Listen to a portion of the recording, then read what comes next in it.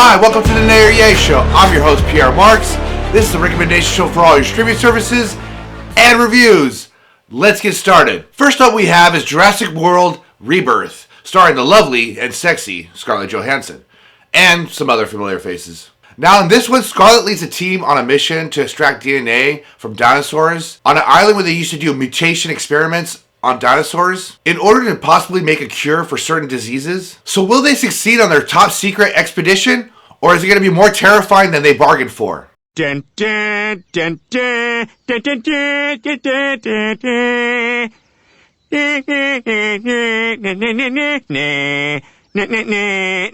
So when watching this one, we all know that's not about the story at all. It's all about the intense moments with the dinosaurs. Now I'm afraid to say that the intense moments with dinosaurs was kind of lacking a little bit. I feel like all the stuff we know that happens was in the trailer. Now that's because the CGI looked really fake in certain moments. Everything looked too bright. I think also too, when it comes with the dinosaur intense moments, it just played out so predictably that you were just kind of rolling your eyes. Oh, damn it. I knew that was going to happen. Also, this film had a lot of exposition dialogue, which would explain why they couldn't do certain things or why things had to be the way they were. I found it really funny though, and kind of annoying that they added a family dynamic into this movie, where I think it was just for the audience to be like, oh no, like look out for the family, look out for the children.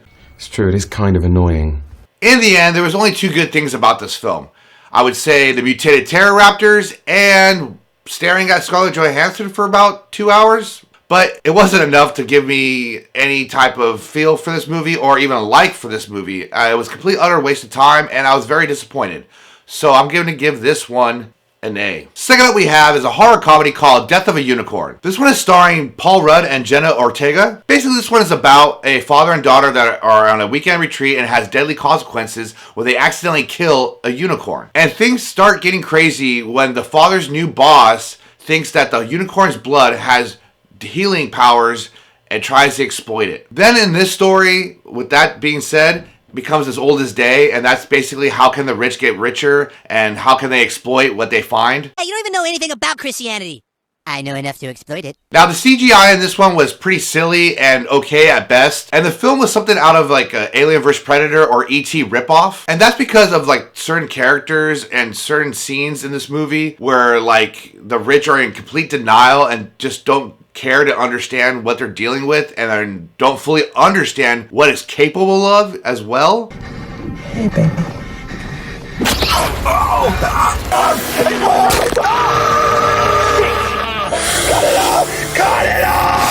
Now, even though these characters do have these typical tropes here and there, I do think they were the best thing about this film. And the reason behind that was the writing of like certain jokes that they were involved in, or they would do certain things. I think that what made it really cool was that they were committed to having these rich characters be the douchiest they possibly can be when there's certain scenes that involve like consuming food or doing drugs. It came across as hilarious.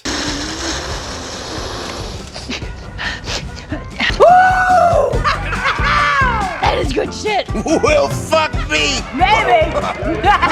So if you don't know anything about this film, I would say check out the trailer. Think it was just a fun time. I wouldn't say it's anything like spectacular. So if you want an easy watch and something to kind of laugh at here and there, then I would say check it out, and I'm giving this one a yay. Giving it a yay. Now I want to take a quick break and give a shout out to my buddy Erik. My buddy Erik just started an eBay account selling off all his old collectibles and new collectibles. So if you're interested in like collectible cards, toys, and I think some even random stuff here and there, then check out his eBay account. The link will be down below, and prices range from high to low, so just check it out if you're looking for any collectibles, and I wish him the best. Last up we have is a raunchy animated comedy called Fixed. What we have here is a story about a dog named Bull and his friends, and after Bull finds out that he's gonna get fixed, he has only 24 hours to have a balls to the wall last minute adventure. And before he gets fixed, hopefully smash the dog of his dreams. But will it be enough time before the snip snip for him to be the best dog that he can be? What? We discussed it. A little snip snip. Hey, now,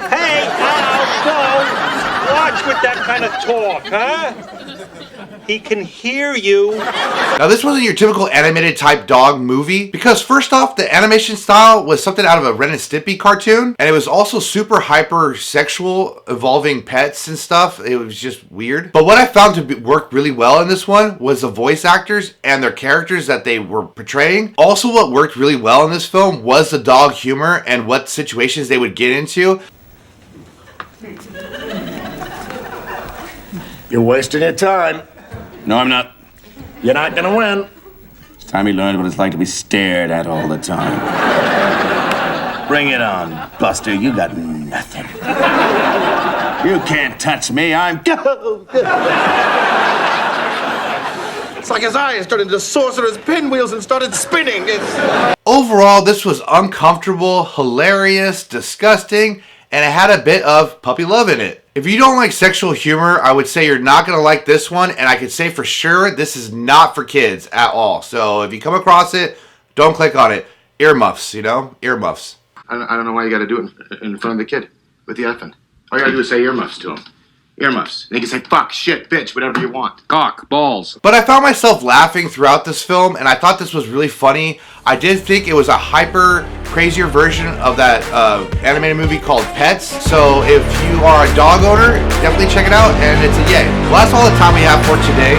Please, as always, hit that like and subscribe button. And if you like any of the films we discussed, please leave a comment down below. Have a good weekend, and as always, lates.